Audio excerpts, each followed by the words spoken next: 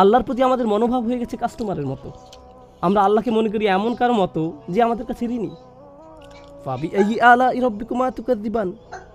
আমাদের দোয়া হয়ে গেছে অহংকারপূর্ণ। খেয়াল করেছেন বিষয়টা? আল্লাহর কাছে আমাদের চাওয়ার ধরনও হয়ে গেছে অহংকারপূর্ণ।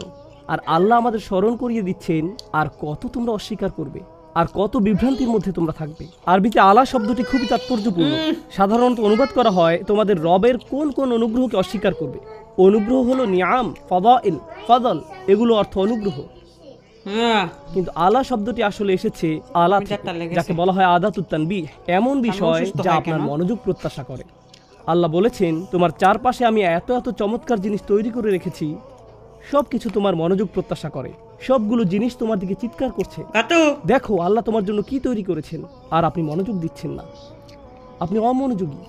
প্রত্যেকবার আমরা যখন গাড়িতে উঠে গাড়ি স্টার্ট দেই, তখন গাড়িটি কে চালু করে?